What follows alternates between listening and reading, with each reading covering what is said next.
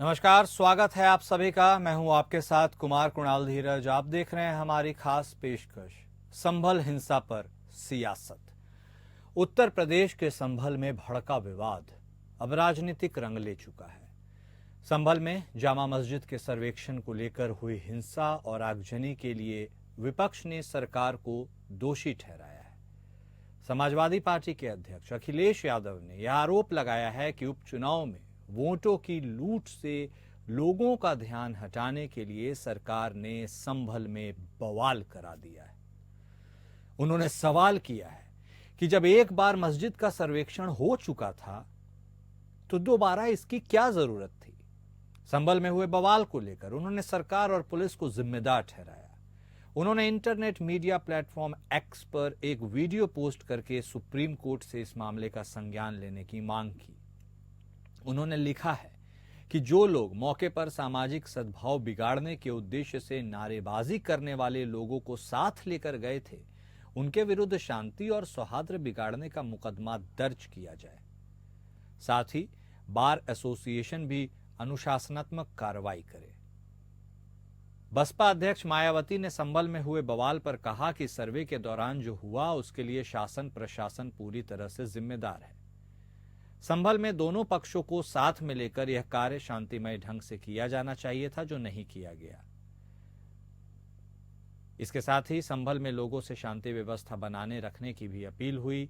वहीं कांग्रेस नेता से अब सांसद बन चुकी प्रियंका गांधी ने भी योगी सरकार पर निशाना साधते हुए सरकार और प्रशासन को आड़े हाथों लिया है। इसके साथ ही उन्होंने प्रदेश की जनता से भी शांति बनाए रखने की अपील की है। प्रियंका गांधी ने सोशल मीडिया एक्स पर पोस्ट में लिखा, उत्तर प्रदेश के संभल में अचानक उठे विवाद को लेकर राज्य सरकार का रवैया बेहद दुर्भाग्यपूर्ण है।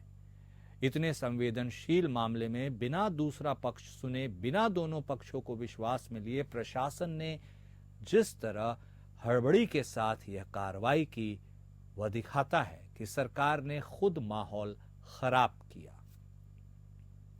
प्रशासन ने जरूरी प्रक्रिया और कर्तव्य का पालन भी जरूरी नहीं समझा। लोकसभा सदस्य बनने के बाद पहली बार किसी मुद्दे पर बयान जारी करते हुए प्रियंका ने आगे लिखा कि सत्ता में बैठकर भेदभाव, अत्याचार और फूट फैलाने का प्रयास करना न जनता के हित में है, न देश के हित में। माननीय सुप्रीम कोर्ट को इस मामले का संज्ञान लेकर न्याय करना चाहिए। प्रदेश की जनता से मेरी अपील है कि हर हाल में शांति बनाए रखें। वहीं कांग्रेस के प्रदेश अध्यक्ष अजय राय ने संभल की घटना पर कहा कि बीजेपी नफरत की राजनीति फैला रही है। संभल की जामा मस्जिद में जानबूझकर सर्वेक्षण के लिए टीम भेजी गई, जिससे लोगों में गुस्सा व नफरत फैले। प्रदेश में आए दिन हिंसा की घटनाएं बढ़ती जा रही हैं।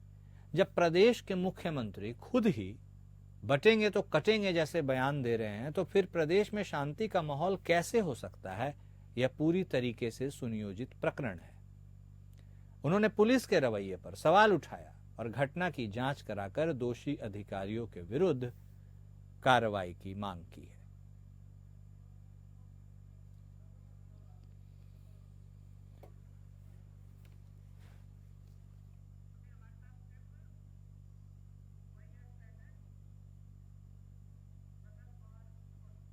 तो संभल के जामा मस्जिद में जिस तरह से उसके बाहर उग्र प्रदर्शन हुआ, हिंसा हुई, पुलिस को बल का उपयोग करना पड़ा और उसके बाद तनावपूर्ण, बेहद तनावपूर्ण स्थिति वहां पर उत्पन्न हो गई है। इसको लेकर अब राजनीति भी शुरू हो चुकी है और नेताओं के आरोप प्रत्यारोप का भी सिलसिला शुरू हो गया है।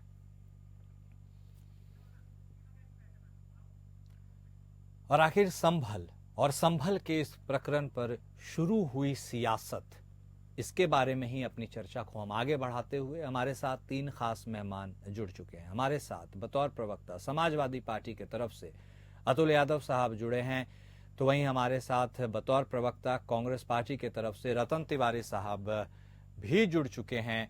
वहीं भारतीय जनता पार्टी की तरफ से बतौर प्रवक्ता आलोक वत्स साहब भी हमारे साथ जुड़ चुके हैं। आप तीनों खास मेहमान का स्वागत है। अतुल यादव साहब, सबसे पहले आप ही के पास आते हुए, अब यह संभल के प्रकरण में राजनीति भी एंट्री ले चुकी है।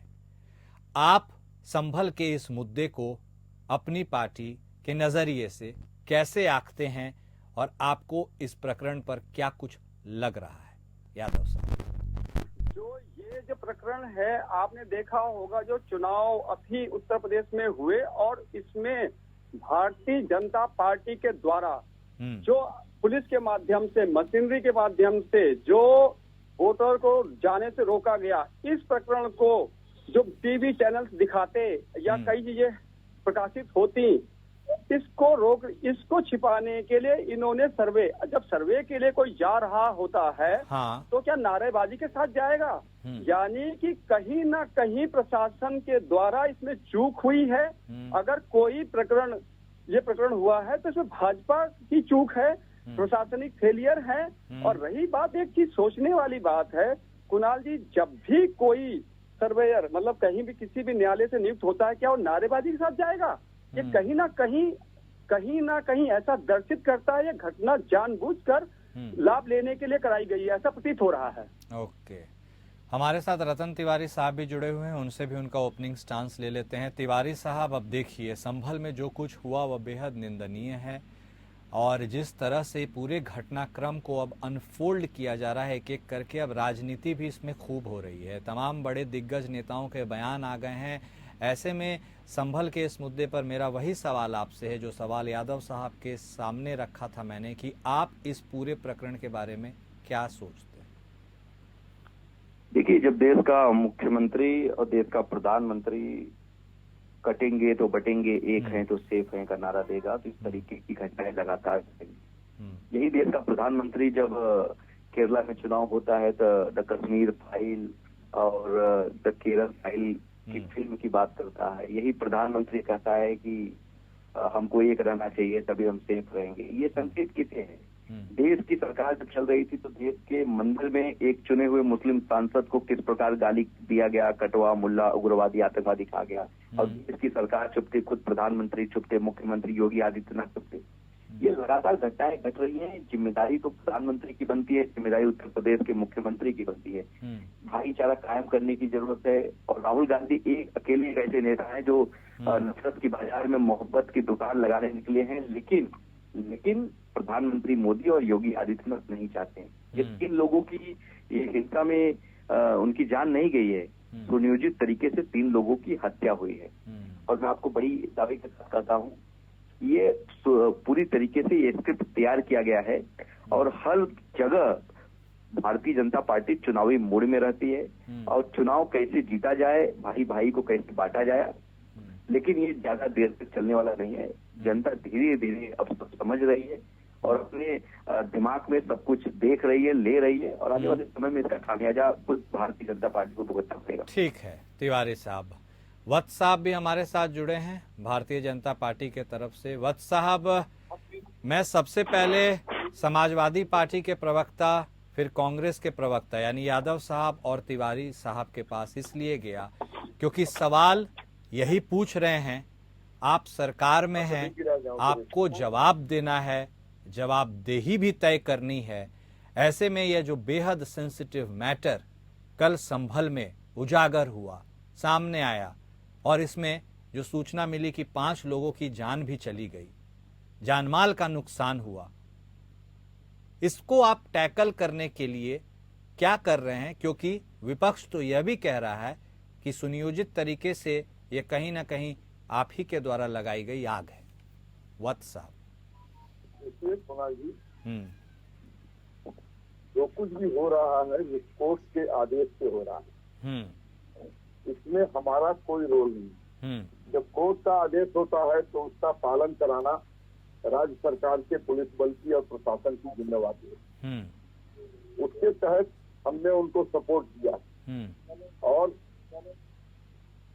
जिस ढंग से वहां पर आगजनी हुई, पत्थरबाजी हुई, लूट खसोट की, पुलिस वालों के ऊपर लगातार पत्थरबाजी हुई और जितनी तादाद में वहां पत्थर इकट्ठा किया गया, उन तंग गलियों में बहुत सी तंग गलियां हैं वहां, मुझे बताया गया कि 27 गलियां हैं जिसके बीच में वो मस्जिद और उसके नीचे दवा मंदिर स्थित है।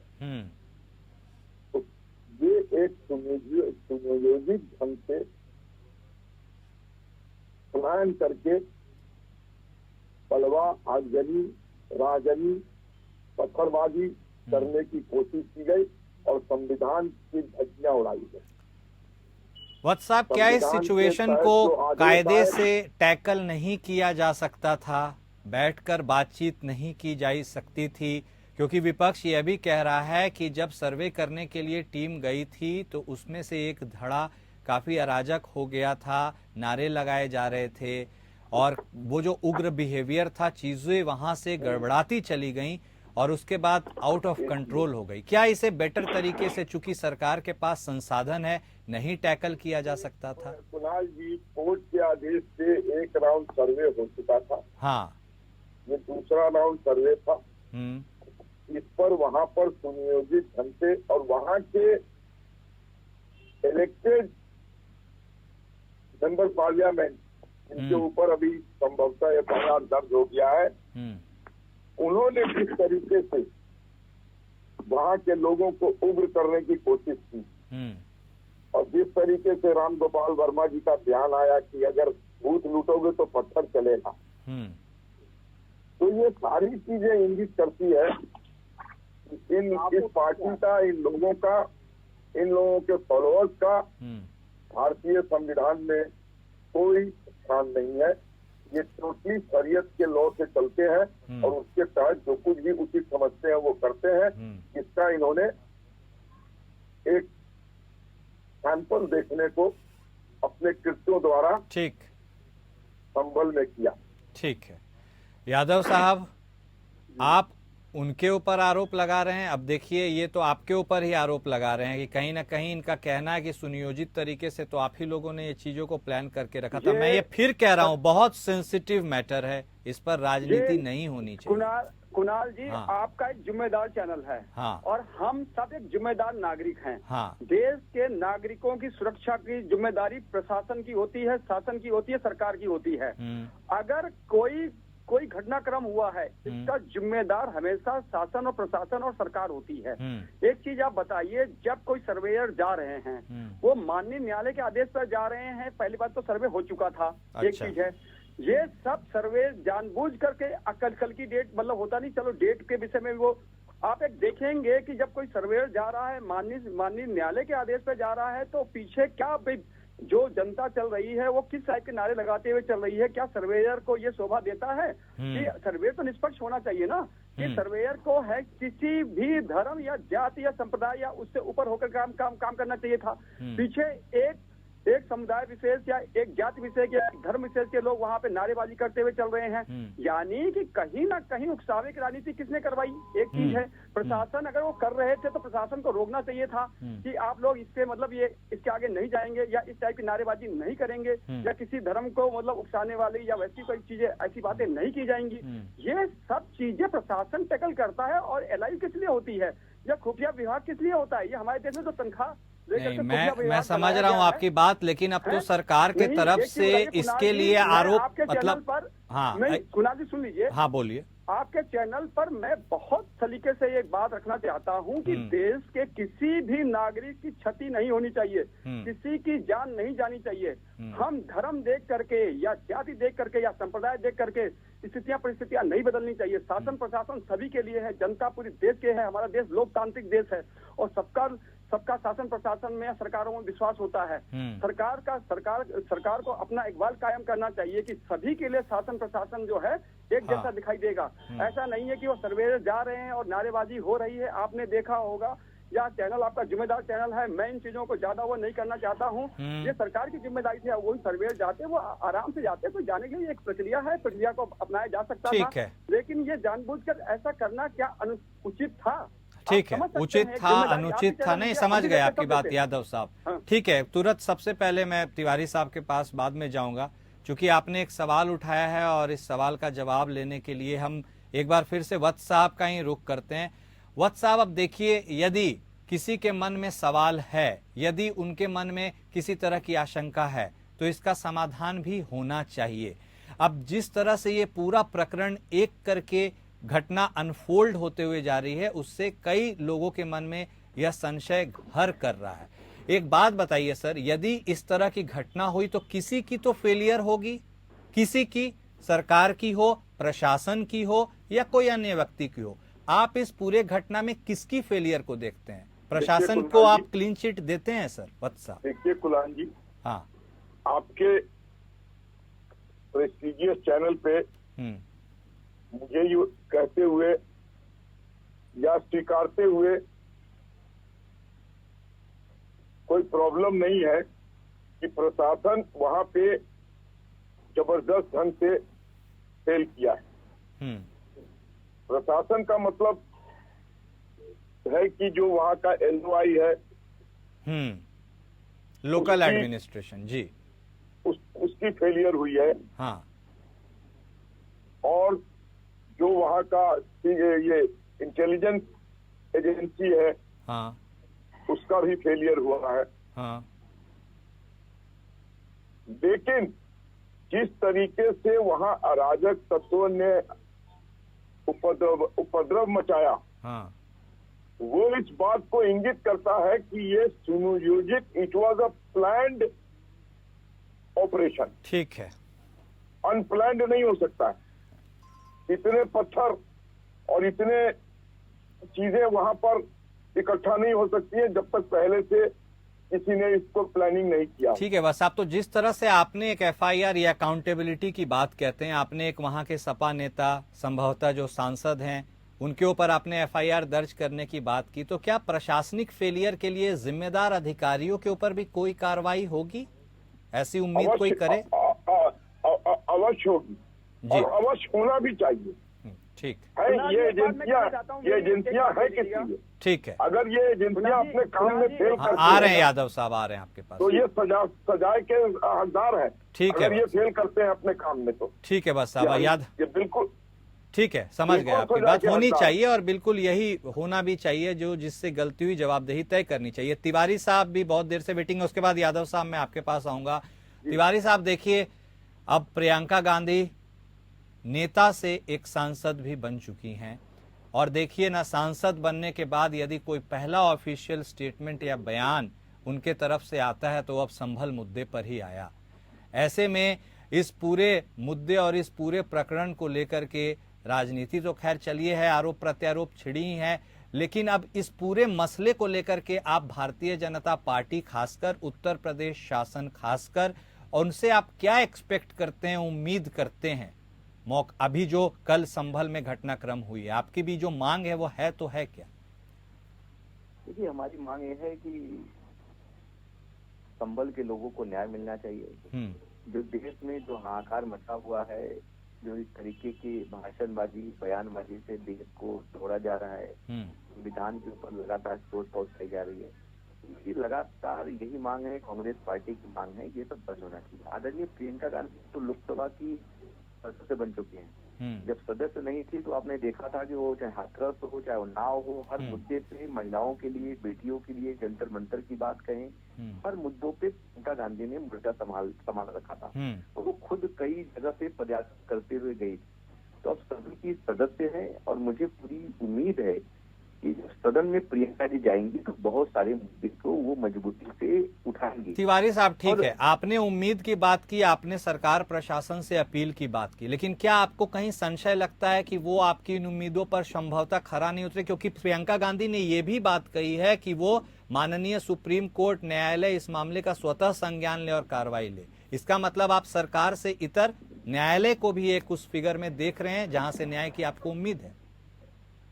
देखिए, न्यायालय से हमें लगातार उम्मीद रहती है। राहुल गांधी जी की सदस्यता रद्द कर दी गई थी, लेकिन हमें उच्च न्यायालय से न्याय मिला था। नहीं तो इसका मतलब आपको सरकार पर एतबार नहीं है? बिल्कुल भरोसा नहीं है। सरकार वही सरकार है ना कि जब सरकार के अंतर्गत 5 जजों ने जनता के सामने आके कह दिया था कि हमारे ऊपर सरकार का दबाव है, कई एजेंसियों ने कहा है कि सरकार का हमारे ऊपर दबाव है, तो सरकार पे कोई एतबार नहीं है, सरकार के ऊपर कोई भरोसा नहीं है।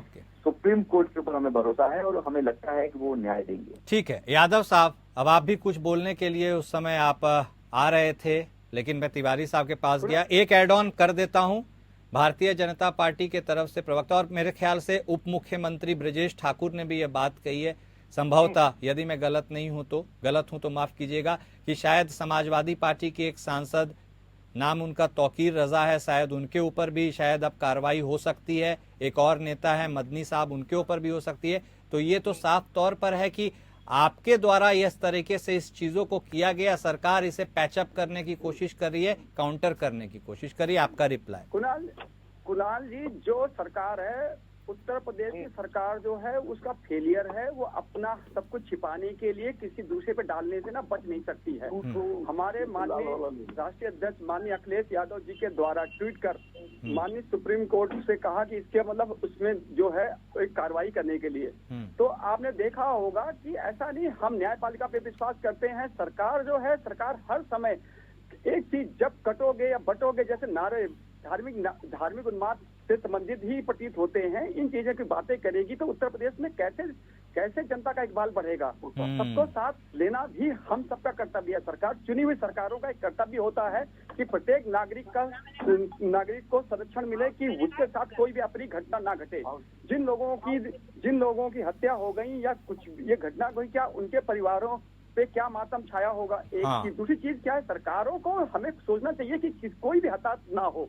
रही बात प्रशासनिक इतना बड़ा फेलियर हो गया, क्या किसी एसएसपी को, किसी एसपी को सस्पेंड किया गया, कि किसी डीएसपी को सस्पेंड किया गया, किसी को सस्पेंड किया गया, किसी को नैतिक जिम्मेदारी डाली गई, कहीं नहीं डाली गई। तो क्या हो रखा है, उत्तर प्रदेश में पुलिस तंत्र इतना बड़ा हावी हो रखा है कि वो कुछ सरकार को भी कई बार सही समझता है। एक चीज है कि, और रही बात ये, मनोबल कहीं ना कहीं लोकतंत्र के लिए भी घातक सिद्ध होगा। मैं बता रहा हूँ, लोकतंत्र में पुलिस ने उस दिन आपने देखा कि चुनाव के दिन एक दरोगा साहब जो मतलब कहीं के एसएचओ हैं, तो उनके द्वारा पिस्टल तान करके मतदाताओं को रोका गया। क्या ये स्वच्छ लोकतंत्र के लिए अच्छी बात है? शुभ संकेत है?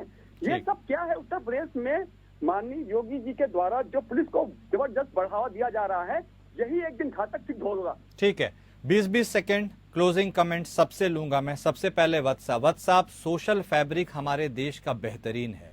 उस सोशल फैब्रिक में जब किसी प्रकार की जो है ना गांठें बनने लगती हैं, तो ये सबके लिए चिंता का विषय होना चाहिए। क्या हम शांति सौहार्द की जिंदगी जी सकते हैं हमारे देश में? क्योंकि एक बहुत बड़ा धड़ा है जो लगातार सरकार को आरोपी यानी कटघरे में खड़ा करता है और उससे सवाल पूछता है। जांच के विषय पर सिर्फ क्या खाना पूर्ति होगी या कोई अधिकारी की जिम्मेदारी तय होगी, उसे उसके खिलाफ एक्शन भी होगा? बिल्कुल एक्शन होगा। जो भी दोषी पाए जाएंगे उनको बख्शा नहीं जाएगा। और जो भी लोग, मैं हर नेताओं से अपील करता हूं, कृपया इस पर राजनीति ना करें, समाज का सौहार्द बना रहने दें। हिंदुस्तान एक बहुत खूबसूरत देश है, इसकी ताना बाना को, सामाजिक ताना बाना को अपने निहित स्वार्थों के लिए तोड़ने का काम ना करें। ठीक है, लेकिन ये भी बता दूं कि कोर्ट के आदेश का अक्षरशः पालन किया जाएगा। और योगी जी के राज में अगर कोई आदमी इस तरीके का बलवा या उग्रवाद फैलाने की कोशिश करेगा तो उसको भी नहीं बख्शा जाएगा। ठीक है, तिवारी साहब, आप भी आपका एक क्लोजिंग कमेंट ले लेंगे। आगे अब इस संभल के प्रकरण में आप क्या कुछ कैसे होते देख रहे हैं और क्या उम्मीद है अब आपको? देखिए, संभल में मुझे पूरी उम्मीद है कि सरकार से हम कोई उम्मीद नहीं लगा सकते, लेकिन उच्च न्यायालय से हमें पूरी उम्मीद है। आदरणीय राहुल गांधी जी इस विषय को ध्यान में रख के, प्रियंका गांधी जी इस विषय को देख रही हैं। हम सभी संभल के लोगों के लिए, और संभल की बात तो करते हैं, उसके साथ साथ देश में जहां जहां हाहाकार मचा हुआ है, उस मुद्दे को लेकर राहुल गांधी जी सदन में जब हिस्सा लेंगे तो मजबूती से रखेंगे। ठीक है, यादव साहब, एक क्विक क्लोजिंग कमेंट आपके पास भी आते हुए, क्योंकि अब इसमें राजनीति पूरी तरह से समा चुकी है। आगे आप इस पूरे रास्ते को कैसे चलते हुए देख रहे हैं? देखिए, हिंदुस्तान में सभी लोग अब भाईचारे के साथ रहना चाहते हैं, अपना जीवन जीना चाहते हैं, सब अपना कमा खा के जीवन जीना चाहते हैं। कोई भी इन चीजों पे नहीं पड़ना चाहता है। और रही बात जो ये घटना घटी है, ये बहुत दुखद घटना है। इस प्रकार की घटनाएं नहीं घटनी चाहिए और ना ही सौहार्द बिगड़ना चाहिए। सब मिलजुल कर रहें, यही मेरी कामना है। ठीक है, बहुत धन्यवाद आप तीनों खास मेहमान का हमारे साथ जुड़ने के लिए। संभल की जो घटना हुई है, कई सवालों को उसने फिर से खड़ा कर दिया है। समाज के ताने बाने के लिए एक चुनौती है, प्रशासन शासन के लिए एक सवालिया निशान है। जिम्मेदारी विपक्ष के नाते उसे भी जिम्मेदार के लिए एक सवालिया निशान उसके लिए भी है कि कोई इसे कैसे टैकल करता है। लेकिन सबसे मूल और सबसे अहम सवाल है कि जिस तरह से संभल की यह प्रकरण हुई है, कई लोगों की जानें गई हैं, पूरा मामला और पूरा इलाका बेहद अशांतिपूर्ण दौर से गुजर रहा है। ऐसे में लोगों को न्याय की उम्मीद है, लोगों के मन में यह विश्वास जगाने की उम्मीद है कि हिंदुस्तान सबका है। मेरे साथ फिलहाल इस खास पेशकश में इतना ही। नमस्कार।